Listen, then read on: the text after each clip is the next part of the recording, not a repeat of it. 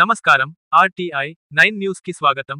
సంగారెడ్డి జిల్లా సదాశివపేట మండలంలో గల వెంకటాపూర్ ప్రాథమిక పాఠశాల నిజాంపూర్ కే పాఠశాలలో నిర్వహించిన తల్లిదండ్రుల ఉపాధ్యాయుల సమావేశంలో పాల్గొన్న మండల విద్యాధికారి ఎన్ శంకర్, వెంకటాపూర్ ఉన్నత పాఠశాలలో జరిగిన పేరెంట్స్ సమావేశానికి ఎంఈఓ వెంకటేశం పాల్గొని, తల్లిదండ్రులు ఎప్పటికప్పుడు పిల్లలు ఎలా చదువుతున్నారని, వారి యొక్క విద్యాభివృద్ధి ఏ విధంగా ఉందో తెలుసుకునేందుకే ఈ సమావేశాలు ఉపయోగపడతాయని తెలిపారని, నిజాంపూర్ కే పాఠశాల సమావేశంలో ఎంఈఓ మాట్లాడుతూ, విద్యార్థులతో తల్లిదండ్రులు స్నేహపూర్వకంగా ఉండాలని, వారి ఆరోగ్య విషయంలో జాగ్రత్త వహించాలని, పాఠశాల చుట్టూ ఉన్న చెట్ల వల్ల కలిగే లాభాలను తెలుపుతూ, విద్యార్థులు చేసిన స్కిట్ బాగుందని, పాఠశాలలోని తరగతి గదిలో ఏర్పాటు చేసిన వివిధ రకాల టీఎల్ఎంలు చాలా బాగా ఉన్నాయని, పాఠ్యపుస్తకాలలోని పాఠ్యాంశాలను బోధించుటకు ఈ టీఎల్ఎంలు బాగా ఉపయోగపడుతాయని, విద్యార్థులచే తెలుగు, ఆంగ్లం, గణితంలో స్క్రిప్ట్లను చేయించి, విద్యాభివృద్ధికి చక్కటి అంశాలను తెలియజేసిన హెచ్ఎం రామకృష్ణ, టీచర్లకు అభినందనలు తెలియజేయడం జరిగిందని మండల విద్యాధికారి ఎన్ శంకర్ తెలిపారు.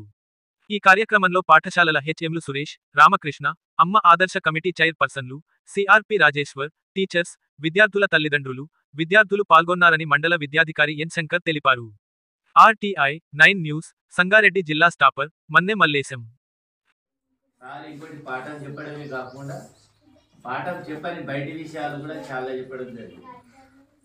ఇంకోటి మన జీవితంలో చాలా సాధించేది ఉంది.